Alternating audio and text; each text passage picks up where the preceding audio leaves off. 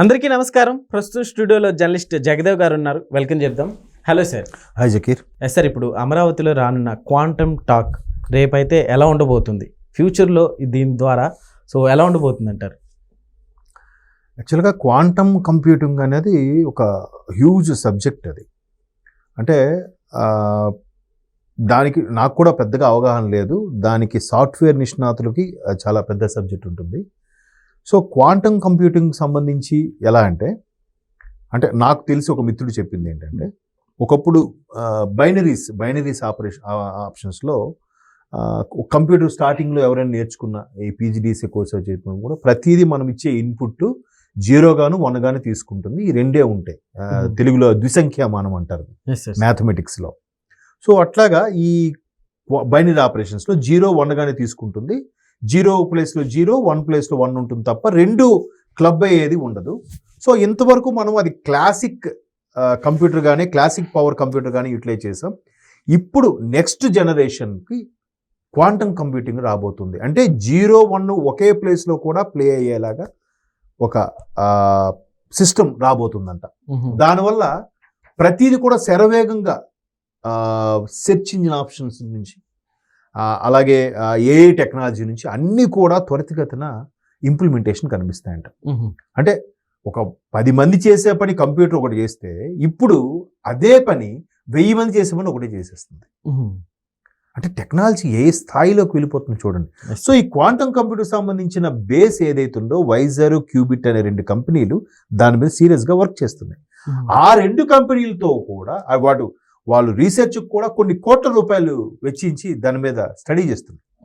ఆ 2 కంపెనీలు రేపు అమరావతిలో రేపు డిసెంబర్ 22వ తేదీన అమరావతిలో ఈ క్వాంటమ్ కంప్యూటింగ్ సంబంధించిన ఒక సెమినార్ లాంటిది కండక్ట్ చేయబోతుంది త్రూ ఏపీ గవర్నమెంట్. ఏదైతే చంద్రబాబు నాయుడు గారు ప్రభుత్వం వచ్చిన తర్వాత ఐటీ మంత్రిగా లోకేష్ గారు వచ్చిన తర్వాత ఈ క్వాంటమ్ కంప్యూటర్ మొదటిసారిగా అమరావతిలో పెట్టబోతున్నారని అంటే అవహేళన చేశారు. ఇదంతా అంతెందుకు, నిన్న మొన్న కేసీఆర్ గారు ప్రెస్ మీట్ చూసారా? ఇదంతా చంద్రబాబు నాయుడు తెచ్చిన కల్చరు, రేవంత్ రెడ్డి కూడా అలాగే చేస్తున్నాడు, గురు శిష్యులు కదా, ఈ ఎంఓఏలన్నీ బోటకం అయితే ఈరోజు హైటెక్ సిటీ ఎలా ఉంది, ఈరోజు కొండాపూర్ ఎలా ఉంది, గచ్చిబౌలి ఎలా ఉంది, ఫైనాన్స్ డిస్ట్రిక్ట్ ఎలా ఉంది, దేనివల్ల వచ్చింది ఇవన్నీ కూడా? అవన్నీ ఆయన పట్టించుకోలేదు కదా. రైతులకు అన్యాయం జరిగిపోయిందని చెప్పి బషీర్బాగ్లో పెద్ద ఉద్యమం చేసేసి నానా హంగామా చేసేసి ఆయన దించే ఇప్పుడు వేరు తెలంగాణకి మూలమైన మెయిన్ రెవెన్యూ ఎక్కడి నుంచి వస్తుంది? ఐటీ నుంచి వస్తుంది.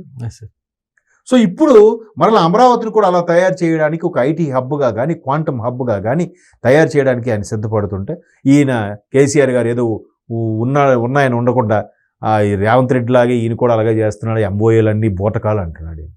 సో రేపు సెమినార్ కూడా బోటకమా?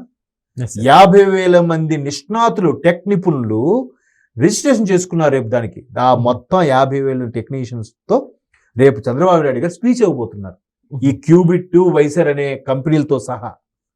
మరి అవి ఎంఓ చేసుకున్న సొల్లా? వాళ్ళు రేపు దిగ్గజాలు రాబోతున్నారు, అబద్ధమా?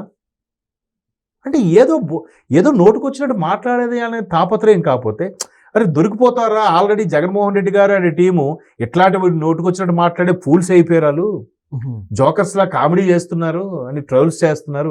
మీరెందుకు ఇంత వయసులో కేసీఆర్ గారు అలా మాట్లాడడం?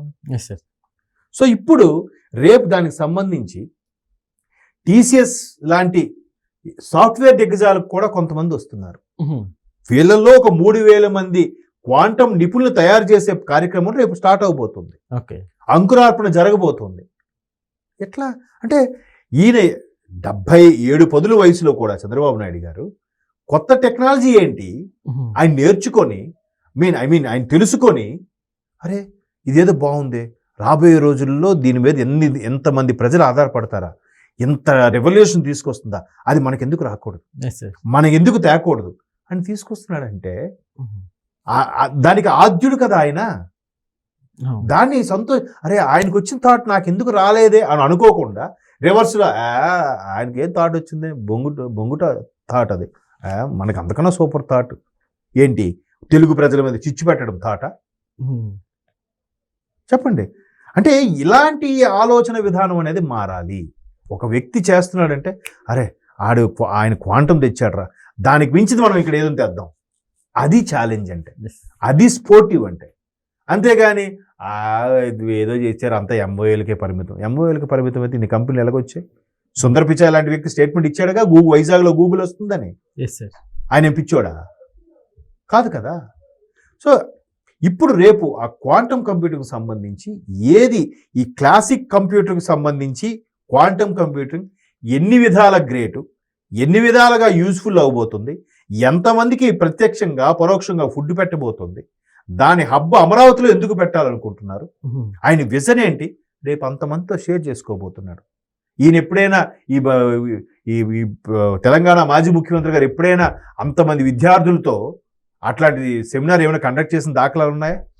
మేబీ కేటీఆర్ గారు చేస్తే చేసి ఉండొచ్చు. ఆయన విదేశాల్లో వెళ్ళి చదువుకో, ఢిల్లీలో ఎక్కడ చదువుకున్నా విదేశాల్లో మంచి ఉద్యోగం చేసి వచ్చాడు కదా మంచి పొజిషన్లో. బట్ 77 వయసులో ఈయన చేస్తున్నాడే, ఎప్రిషియేట్ చేయాలి కదమ్మా. సో ఇవన్నీ అంటే ఏనుగు వెళ్తుంటే చాలామంది డిస్టర్బ్ చేస్తుంటారు పక్కన పెడితే, అట్లాంటి దానికి రేపు చంద్రబాబు నాయుడు గారు సుమారుగా 50,000 మంది రిజిస్ట్రేషన్ చేయించుకుంటే వాళ్ళలో ఎంత ఉత్సుకత ఉంది ఆ టెక్ నిపుణుల్లో. అరే దీని ఏంటి, క్వాంటమ్ కంప్యూటింగ్ వల్ల మనం ఎట్లా యూటిలైజ్ చేసుకోబోతున్నాం, రేపు మన అరచేతిలోకి ఎలా రాబోతుంది, దీన్ని యూటిలైజ్ చేసుకొని వాళ్ళు ఎస్టాబ్లిష్ చేసుకున్న కంపెనీలు కానీ యంగ్ ఎంటర్ప్రీనర్స్ వస్తున్నారు, వాళ్ళు వాళ్ళ యాప్స్ ద్వారా కానీ లేదా వాళ్ళ వెబ్స్ ద్వారా కానీ ఎలా ముందుకెళ్తారు అనేది కదా తెలియని వాళ్ళు వచ్చి తెచ్చుకుంటున్నారు. రిజిస్ట్రేషన్ ఎందుకు చేయించుకుంటున్నారు? రేపు ఉదయం 9:30 నుంచి రేపు ఆసాంతో రేపు కార్యక్రమం అంతా ఉండబోతుంది. వాళ్ళందరినీ ఉద్దేశించి ప్రసంగించాలంటే ముందు ఈయనలోకి ఎంతో కొంత సబ్జెక్ట్ ఉండాలిగా, ఈయనకి ఎంతో కొంత తెలిసి ఉండాలిగా. తెలియకుండా మాట్లాడేస్తే అభాస్పాలు అయిపోరా? దానికి ఎంత ప్లానింగ్ ఉండాలి. ఇప్పుడు అనుకుంటా ఈ మీటింగ్ పెట్టడం వల్ల ఉపయోగం ఏంటి? ఎస్, మీటింగ్ పెట్టాలి. దీని మీద ఒక చిన్న కథ ఉంది, మీకు చెప్తాను. సందర్భం వచ్చింది కాబట్టి. ఒకసారి ఒక రాజ్యంలో అందరికి వెచ్చిలోడిగా డబ్బులు ఉన్నాయంట, ప్రతి ఒక్కడు కోటీశ్వరుడే. కానీ మనీ ట్రాన్సాక్షన్స్ జరగకపోతే ఏమవుతుంది? ఎవరి డబ్బు ఆడి దగ్గర ఉంటుంది, ఎవరి ఫుడ్ ఆడదు. కొన్నాళ్ళకి ఆ ఫుడ్ డబ్బు అయిపోతే మనుషులు ఎదుగుదల ఎవరింట్లో వాళ్ళు అలా కూర్చొని ఉంటున్నారంట, ఏ పని పాట లేకుండా. అలా ఉండకూడదు కదా, రెవెన్యూ జనరేట్ అవ్వాలి కదా. అందుకు ఒక వ్యక్తి, అంటే ఒక చంద్రబాబు నాయుడు లాంటి వ్యక్తి ఫస్ట్ లేచి వెళ్ళి ఒక జ్యువెలరీ షాప్కి వెళ్ళి అడ్వాన్స్ ఇచ్చి, ఇగో మా ఆవిడ పేరు మీద నేను ఒక నగ చేయించాలనుకుంటున్నాను అని అడ్వాన్స్ ఇచ్చాడంట. అప్పుడు మళ్ళీ టర్న్ ఓవర్ స్టార్ట్ అయిందంట. ఎట్లా? అప్పుడు ఆ జ్యువెలరీ షాప్ అడ్వాన్స్ తీసుకొని, అరే అడ్వాన్స్ వచ్చింది, మా ఎన్ని రోజుల తర్వాత బిజినెస్లో అడ్వాన్స్ వచ్చింది. ఎందుకంటే రోజు జ్యువెలరీ షాప్ ఓపెన్ చేయడం కూర్చోవడమే, అందరితో డబ్బు బంగారం నీకు ఎవరు కొంటారు జ్యువెలరీ షాప్లో? బట్ కొనాలి, టర్న్ ఓవర్ అవుతూ ఉండాలి కదా. అప్పుడు ఆ జ్యువెలరీ షాప్ కూడా ఏం చేశాడంట, ఫ్యామిలీతో కలిసి బయట రెస్టారెంట్కి వెళ్ళాడట. అబ్బా చాలా రోజుల తర్వాత అడ్వాన్స్ వచ్చిందని. ఆ రెస్టారెంట్ వాడికి పని కలిగింది. ఆ రెస్టారెంట్ వాడు ఇంకో కూరగాయలు ఏవో కొన్నాడట, ఆ కూరగాయలు పని కలిగింది. అలాగే మళ్ళీ రెవెన్యూ అంతా జనరేటెడ్ టర్న్ ఓవర్ అయ్యింది. అందరూ డబ్బులు సంపాదించి ఈ పథకాల ద్వారా తినేసి కూర్చుంటామంటే ఎక్కడ అవుతుంది? కాదు, అది కాదు అసలు కాన్సెప్ట్. సో అలాగా రెవెన్యూ జనరేట్ చేయడానికి, కొన్ని లక్షల మందికి ఉపాధి కల్పించడానికి ప్రత్యక్షంగా పరోక్షంగా ఈ క్వాంటమ్ కంప్యూటింగ్ అనేది అమరావతి రేపు తీసుకొస్తుంటే, దాని మీద సెమినార్ కండక్ట్ చేస్తుంటే వీళ్ళందరూ ఏదేదో మాట్లాడతారు. రేపు చూడండి, రేపు సెమినార్ అయిన తర్వాత మీరు ఎవరైతే ఉన్నారో మహానుభావులు, మేధావులు, నిజంగా ప్రెస్ మీట్ పెట్టమనండి, మైక్ పెట్టి మరి దీని మీద వివరణ ఇవ్వమనండి, చూద్దాం. అంతవరకు మనం మాట్లాడదాం. అప్పుడు తర్వాత మళ్ళీ మాట్లాడదాం కావాలంటే. Okay sir, thank you.